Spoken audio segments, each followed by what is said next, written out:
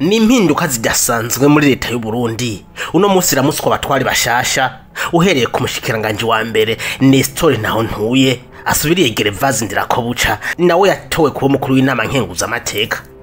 Uyu mushikiranganji wa mbere mushasha ajazananye n'abandi bashikiranganji biwe 13 bazomufasha muri iyi manda izoherana n'umwaka wa 2030. Muri aba bashikiranganji harimo bakeya bahora muri leta ya Ndirakobuca n'abandi bazinya amaraso mashasha muri uru rugamba rwo guteza imbere igihugu mu kukigeza ku mbona kazoza iyo mu mwaka wa 2040 n'umwaka wa 2060. Ariko kuri bamwe ni urugamba rutoroshe kuko mu bushikiranganji bahawe busanzwe bufise ibibazo by'inkoramutima bategereza gutorera inyishu byihuse.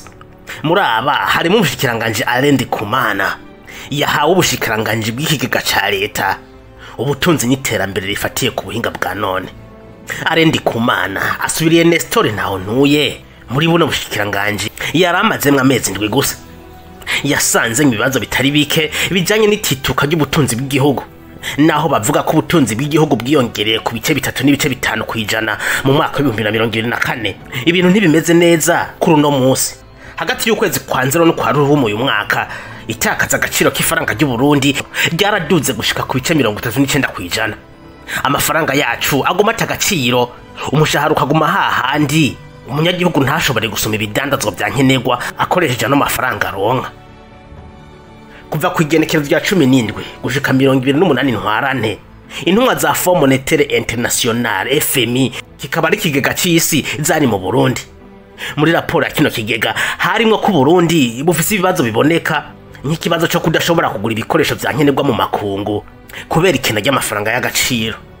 Muri ibi harimo ibitoro, imiti n'ibindi bikoresho bishobora kwifashishwa nko mu burimyi n'ahandi. Muri iyi raporo barerekanye kandi ko Burundi bufise ideni iregera ku bice 52 kwijana by'ubutunzi igihugu cinjije mu mwaka. Naho FM ivuga ko rino deni rikiri mu murongo mwiza, iratuburira ko tugomba kuba maso cyane tutarenga uyu murongo w'umuhondo ngo twinjire mu murongo utukura canke zone rouge.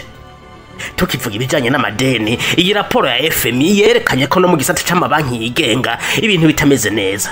Amadeni atangwa yaraduze gushika ku rugero rw'ibice 70 kwijana, mu gihe inyungu kuri iri deni canke taux d'intérêt zitari gusubizwa neza.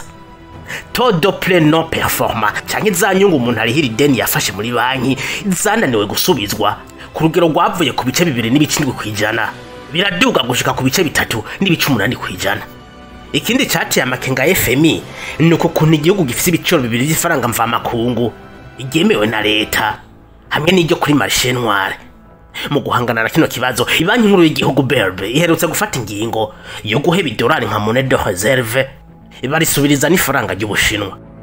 Umushikiranganji mushasha Alendi Kumana afise akazi katoroshe ko kuzamura ubutunzi bw'igihugu.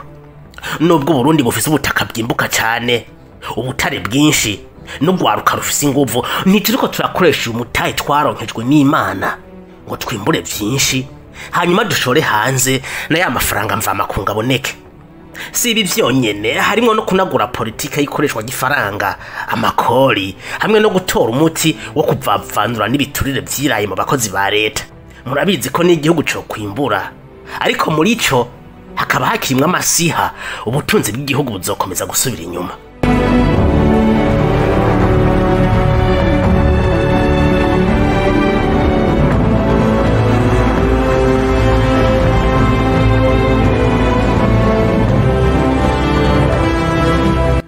Tuva kuri Alendi Kumana tuje kuri Asani Kibeya.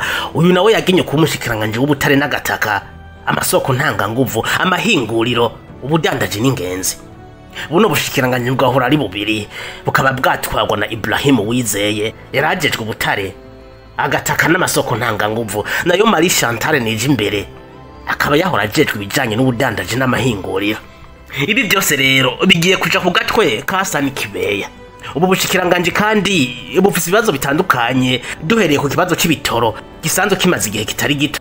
Harimo kandi n'ikibazo c'ikena ry'umuyaga nkuba. Nubwo hariko haraba kigoro mu kubaka ingomero z'umuyaga nkuba, nubu igice kinini c'abene gihugu baracaba mu kizime. Tugeze ku bice 11 kwijana byo kwakiriza Burundi, abandi bageze ku bice 100 kwijana. Urugendo ruracari rurerure kuko kenshi n'amazi usanga ataboneka mu makaritsiye amwe y'ibisagara kandi dukikijwe n'inzuzi n'ibiyaga.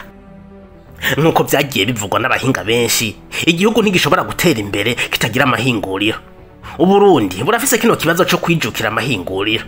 Ibiharuro bishasha by'ibanki y'isi vyerekanye ko igipimo cyo gutera imbere kw'amahinguriro mu Burundi kiri ku rugero rw'ibice 9 n'ibice 6 kwijana. Reka dufate akarorero, nimba igihugu cakoze ubutunzi bungana n'imiliyaridi 100 z'amafaranga y'amarundi mu mwaka, amahinguriro yinjiza imiliyaridi 9 n'ibice 6 gusa. Murumva ko tukiri hasi cyane bitandukanye n'ibindi bihugu aho amahinguriro ariyo yinjiza amafaranga menshi mu gihugu.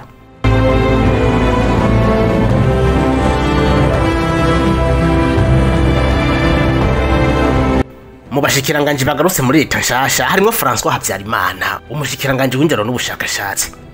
Ariko buno bushikiranganje bwiwe harimo ibibazo bikomeye.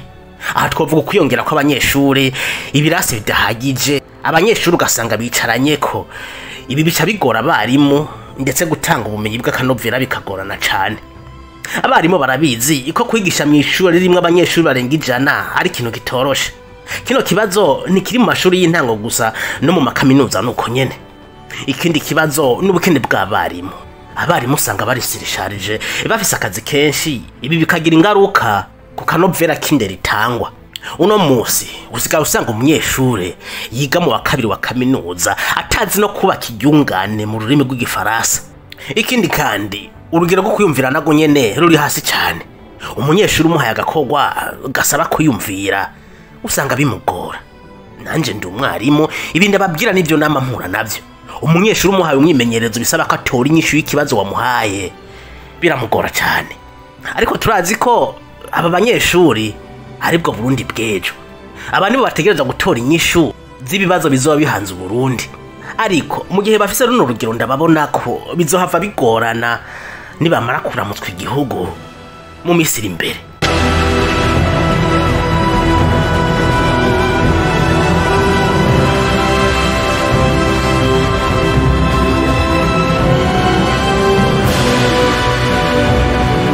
Muri leta nshasha kandi iridwinde baradahana, umushikiranganje w'amagara y'abantu yongeye kwizegwa agaruka muri leta ya Nestor. Mu bandi bashasha harimo Leonidas Ndaruzaniye, umushikiranganje w'intwaro hagati mu gihugu, iterambere rusange n'umutekano yasubiriye Martin Teretse. Hajemo kandi Artemo Katihabwa, umushikiranganje w'ubutungane, agateka kazina muntu n'iterambere ridakumira. Edward Bizimana, umushikiranganje w'imigenderanire y'Uburundi n'andi makungu, asubiriye Albert Shingiro, n'uyu afise akazi katoroshe ko kunagura imigenderanire y'Uburundi n'andi makungu. Uyu azohera ku migenderanire y'Uburundi n'igihugu cy'u Rwanda, aho bino bihugu bivukanye byacanye umubano, imipaka irapfungwa.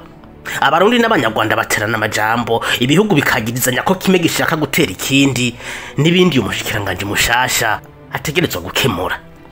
Azobandaniza no kuri yahi wacu ashike no muri leta z'ubumwe za Amerika, avugira abarundi barutse kugwa mu mporero yo kutemererwa kwakirwa muri kino gihugu ca Trump.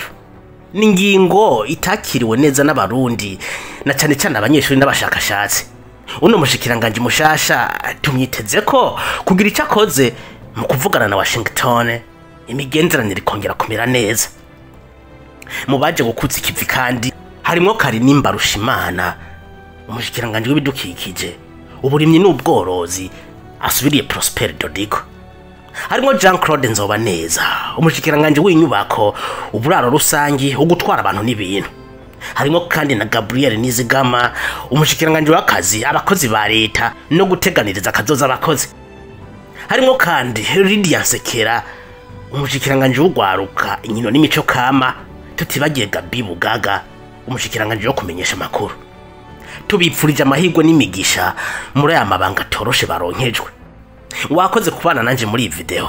Nsubiriye kukwibutsa kandi gufyonda hano handitse like na subscribe.